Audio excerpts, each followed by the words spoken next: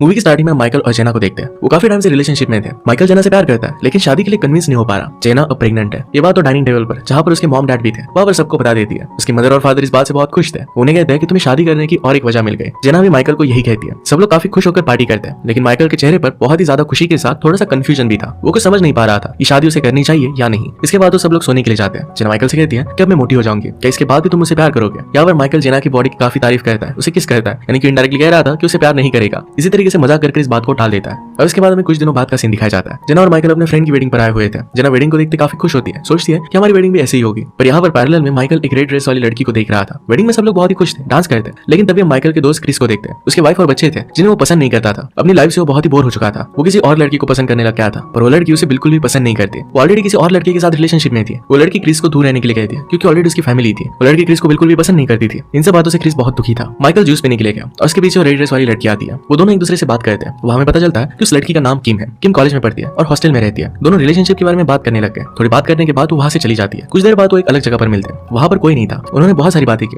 और टाइम बहुत ही फास्ट बीतता चला गया। जेना माइकल को ढूंढ रही थी पर उसे पता नहीं था कि माइकल किसी और के साथ है। किम और माइकल की बातों से हमें पता चलता है कि किम एक म्यूजिशियन है और साथ में वो पढ़ाई भी कर रही थी। माइकल एक आर्किटेक्ट था। बात करने के बाद वो लोग फिर से पार्टी में जाने लगते हैं। इसके बाद किम माइकल का फोन नंबर ले लेती है। वो माइकल को कहती है कि क्या हम मिलते रहेंगे। यहाँ पर माइकल बहुत ही कंफ्यूज था, आखिर में वो करेगा क्या, उसे कुछ भी समझ में नहीं आता। और इतने में वहां पर जेना आ जाती है। जेना माइकल के पास आकर कहती है कि मुझे तो डॉक्टर ही चाहिए, उसके साथ खेलने में बहुत मजा आएगा। वो दोनों फिर एक दूसरे को किस करते हैं। इसी के साथ ये सीन खत्म हो जाता है। इसके बाद हम कई सारी इमेज देखते हैं, जैसे क्रिस अपनी शादी में बच्चे और अपनी वाइफ से परेशान है। उसे अपनी लाइफ बिल्कुल भी पसंद नहीं थी। क्रिस को लगता है कि उसके और उसके वाइफ के बीच में कुछ भी सही नहीं है और इसी वजह से वो उस लड़की के पास जाता है। उसे मनाने की कोशिश करता है कि तुम्हारे लिए मैं मेरी बीवी और बच्चों को छोड़ दूंगा, और वो लड़की उसे मना करती है। वो कहती है कि मेरा पीछा छोड़ दो और मैं तुम्हारे साथ नहीं रह सकती, तुम पागल हो। क्रिस उसे समझाने की बहुत कोशिश करता है लेकिन एंड में आई लव यू फॉरएवर बोलकर वहां से चला जाता है। इसके बाद सीन फिर से जेना और माइकल पर शिफ्ट होता है। जेना अपने मां बनने पर बहुत खुश थी। वो रेडी हो रही थी कि किस तरीके से मदर बनने के बाद उसे बिहेव करना चाहिए, क्या करना चाहिए, क्या खाना चाहिए, लाइफस्टाइल किस तरीके से मेंटेन करना चाहिए। ये जब वो कर रही थी तब हम देख पाते कि माइकल को इन सारी चीजों में कोई इंटरेस्ट नहीं था। तो जेना की सारी बातों को इग्नोर करता है। उसे कहता है मुझे कुछ भी फील नहीं हो रहा। जेना उसे कहती है कि शायद हमें एक न्यू घर लेना चाहिए, पर माइकल को अभी भी कुछ भी समझ नहीं आ रहा था। वो जेना को बोलता है कि सब बंद करो और उनके बीच में बहस हो जाती है। बहस होने के बाद में वो दोनों एक दूसरे के पास आते हैं, किस होता है और फिर से प्यार में बदल जाता है। यहाँ पर हम उनके दोस्तों को देखते हैं जो अपनी लाइफ प्रॉब्लम में परेशान थे। कोई बीवी को लेकर, कोई गर्लफ्रेंड को लेकर और कोई अपने फ्यूचर को लेकर। सब लोगों को अपने अपने प्रॉब्लम्स थे, चाहे रिलेशनशिप में हो या ना हो।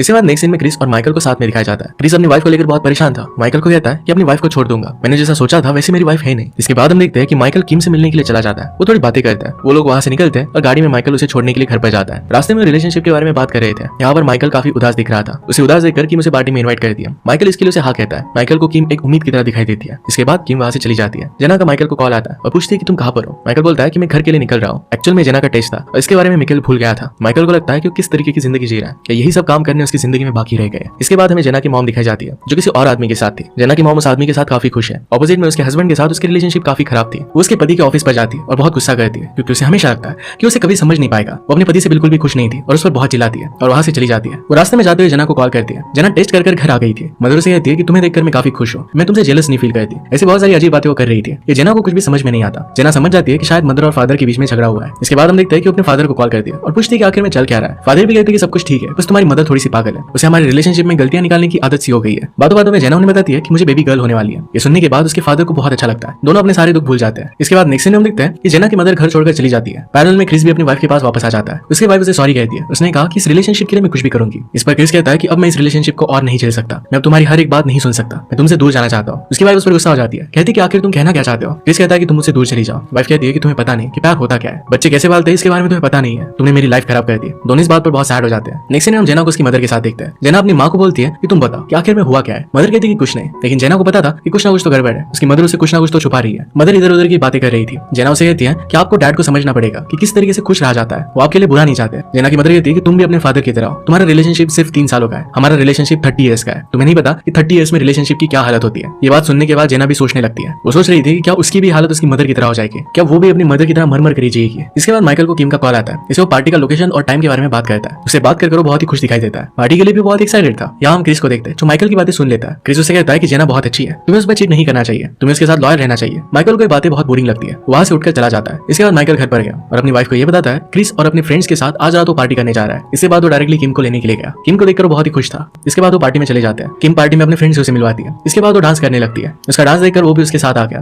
दूसरी तरफ हम जेना को देखते हैं। वो क्रिस को कॉल करती है। उसे कहती है कि हमारी फ्रेंड इजी की मदर की डेथ हो गई है। उसने क्रिस को कहा कि माइकल को लेकर जल्दी से घर पर आ जाओ। क्रिस को माइकल की लोकेशन के बारे में कुछ भी पता नहीं था। जैसे इजी के घर पर जेना पहुंचती है तो वहां पर देखती है उसके काफी सारे दोस्त हैं। वहां पर माइकल माइकल नहीं था। ये सब देखकर वो क्रिस पर चिल्लाने लगती है। वो क्रिस से पूछती है कि माइकल है कहाँ पर। क्रिस उसे कुछ भी बता नहीं पाता। जेना समझ जाती है कि कुछ ना कुछ तो गड़बड़ है। वो क्रिस पर बहुत चिल्लाती है कि तुम्हें पता है कि माइकल कहाँ पर है। हम देखते हैं कि माइकल पार्टी खत्म हो जाने के बाद किम के साथ एंजॉय कर रहा था। इसी बीच माइकल को याद आता है कि वो शादीशुदा है। ये सब उसे नहीं करना चाहिए। ये सारी चीजें किम को समझा देता है। दूसरी तरफ जेना घर पर पहुंच गई थी। माइकल को बार बार कॉल कर रही थी पर माइकल का फोन बंद था। इसी वजह से वो लग नहीं रहा था। उसे लगने लग गया था कि माइकल उस पर चीट कर रहा है। दूसरी तरफ माइकल किम को घर पर ड्रॉप कर देता है। उसने रियलाइज किया था कि ये सब करना गलत है और इसी वजह से वो अपनी वाइफ के पास वापस जाता है। गाड़ी चलाते वक्त जेना को उसे कॉल आता है और जेना उस पर बहुत चिल्लाती है और इसी वजह से उसका एक छोटा सा एक्सीडेंट हो जाता है। माइकल इसमें सेफ था, उसे कुछ भी हुआ नहीं था। कार लेकर वो जल्दी से घर पर आया। जेना उसे पूछती है कि पूरी रात तुम आखिर कर क्या रहे थे। वो कहता है कि मैं क्रिस के साथ ही था। जेना उसे पकड़ लेती है और स्लैप करती है। कहती है कि तुम मुझ पर चीट कर रहे हो। माइकल ने कहा कि मेरी और उस लड़की के बीच में सिर्फ एक किस हुई थी, बाकी मैंने कुछ भी नहीं किया। जेना को उसकी बात पर भरोसा नहीं होता। माइकल को तभी कॉल आता है। फोन में जेना देखती है तो एक कॉल किम का ही था। जेना पूछती है कि लड़की है कौन। माइकल कहता है कि हम दोनों के बीच में कुछ भी नहीं है। इसके बाद जेना को उसकी मदर की बात रियलाइज हुई। तो माइकल से कहती है कि चलो मान लिया कि तुमने सिर्फ एक किस की थी, लेकिन आज से 10 साल बाद क्या गारंटी है कि तुम मेरे ही साथ रहोगे। मैं तुम्हारे बच्चे की मां बनने वाली हूँ और तुम किसी और के साथ पूरी रात बिता कर आए हो। वो माइकल को डायरेक्टली चाकू दिखाती है और वहां से भगा देती है। माइकल फिर वहां से कार में बैठ जाता है। उसे फिर से किम का कॉल आया। किम उसे कहती है कि शायद मुझसे गलती हो गई, मुझे तुम्हें किस नहीं करना चाहिए था। इसके बाद हमें जेना की मदर दिखाई देती है। वो घर के बाहर से जेना के डैड को देख रही थी। जेना के डैड की नजर भी उस पर जाती है पर उन्हें लगता है कि सिर्फ एक वहम है। इसके बाद नेक्स्ट सीन हम देखते हैं कि माइकल किम के घर पर पहुंच गया था। वहां जाकर उसके साथ इंटीमेट हो जाता है। सुबह होने पर उसे रियलाइज होता है कि उसने गलती कर दी। वो वहां से जाने लगता है। किम उसे रोक लेती है और पूछती है कि आखिर हुआ क्या। माइकल कहता है कि कुछ भी नहीं हुआ और जल्दी से चाबी लेकर वहां से चला जाता है। इसके बाद कुछ दिनों बाद का हमें सीन दिखाया जाता है। जेना की मदर जेना के फादर के पास वापस आ गई थी। दोनों बहुत खुश थे। हम देखते हैं कि माइकल जेना के पास वापस आ गया। जेना उसे घर में अंदर नहीं आने देती है। माइकल को कहती है कि तुम जैसा चाहते हो वैसा ही होगा, अब से तुम फ्री हो, तुम्हें जो करना है वो तुम कर सकते हो। इसके बाद हम देखते हैं कि जेना अपने मदर फादर के घर पर चली गई। मॉम ने नोटिस किया कि जेना बहुत दुखी है और जाकर उसे गले लगा लेती है। जेना के बिना माइकल भी परेशान हो जाता है। उसे अब रियलाइज होता है कि उससे कितनी बड़ी गलती हो गई है। वो किम का कॉल भी अवॉइड कर देता है। दोनों की हालत बहुत ही खराब हो गई थी। दोनों का किसी चीज में मन नहीं लग रहा था। एक दिन ऑफिस में माइकल जेना की मॉम को कॉल कर बता देता है कि वहां पर वो आ रहा है। वो जेना को ना पता है। जैसे ऑफिस से निकलने वाला था तभी ऑफिस में किम आ गई। किम माइकल से बात करती है। माइकल उसे पहली बार अवॉइड करता है पर बाद में कह देता है कि मैं बाप बनने वाला हूँ, मुझे लगता है कि मेरा सच्चा प्यार जेना ही है। किम कहती है कि तुमने मुझे पहले क्यों नहीं बताया। माइकल उसे सॉरी कहता है और फिर वहां से चला जाता है। दूसरी तरफ हम देखते हैं कि जेना की मदर उसे बता देती है कि माइकल यहाँ पर आने वाला है। ये सुनने के बाद जेना अपना बैग पैक करने लगती है। जेना की मदर उसे समझा रही थी कि आदमियों से गलतियां होती है पर जेना कुछ भी सुनने के लिए रेडी नहीं थी। उतने में वहां पर माइकल आ गया। माइकल जेना से बात करना चाहता था लेकिन जेना घर के अंदर चली जाती है। वो कहती है कि सब कुछ खत्म हो गया है। जेना के फादर उसे अंदर आने देते हैं। वो उसे पूछते हैं तुम आखिर करना क्या चाहते हो। माइकल कहता है कि मुझसे प्यार करता हूँ। फादर कहते हैं कि प्यार व्यार कुछ नहीं होता, तुम जिससे प्यार करते हो उसके लिए तुम क्या करना चाहते हो। प्यार के बारे में कहना बहुत ईजी होता है और उसे निभाना बहुत हार्ड होता है। माइकल कहता है कि मैंने अपनी गलती रियलाइज की है और वो फिर से कुछ भी गलती नहीं करेगा। दूसरी तरफ जेना की मदर उसे समझाती है कि हमारी रिलेशनशिप में भी ऐसा ही हुआ था, हमें एक दूसरे की बात को सुनना चाहिए। अगर हम कम्युनिकेट नहीं करेंगे तो किसी के लिए अच्छा नहीं होगा। आखिर में जेना माइकल से बात करने के लिए मान जाती है। माइकल जेना से बात करने के लिए उसके कमरे में जाता है। थोड़ी देर वो एक दूसरे को ही देखते हैं। फिर माइकल उसे कहता है मैं तुम्हें वादा करता हूँ कि फिर से कभी भी नहीं होगा। मैं अब एक बाप बनने वाला हूँ, एक अच्छा बाप बनकर दिखाऊंगा। मैंने तुम्हारे साथ बहुत गलत किया और इसके लिए मुझे बहुत बुरा लग रहा है। जेना भी कहती है कि मैं भी एक मदर बनने वाली हूँ, मैं एक बुरी मदर नहीं बनना चाहती। उसे पूछती है कि लास्ट नाइट क्या हुआ था। माइकल उसके और किम के बीच में जो भी हुआ ये सब कुछ उसे सच बता देता है। जेना फिर से बहुत ज्यादा गुस्सा हो जाती है। कहती है कि तुम आदमी हो या जानवर, ये कैसे कर सकते हो। माइकल कहता है कि मैं तुम्हें सब कुछ सच सच बताना चाहता हूँ और इसके बाद से कुछ भी मैं झूठ नहीं कहना चाहता। ये सब सुनकर जेना घर छोड़कर गाड़ी लेकर वहां से चली जाती है। उसके बीच माइकल भी आता है। जेना अपने घर पर वापस आए और माइकल को घर के अंदर ही नहीं लेती है। माइकल दुखी होकर घर के बाहर ही बैठ जाता है। जेना को भी घर के अंदर बहुत बुरा लग रहा था। इसके बाद हमें क्रिस को दिखाया जाता है। वो अपनी वाइफ के पास वापस आ चुका था। वो कहता है कि यहाँ पर मैं सिर्फ अपने बेटे के लिए आया हूँ। क्रिस अपने बेटे को देखकर बहुत ही खुश था। पैरेलल में हम देखते हैं कि माइकल पूरी रात घर के बाहर ही पड़ा रहता है। सभी बाहर के लोग उसका मजाक उड़ाते हैं लेकिन वो वहीं पर रहता है।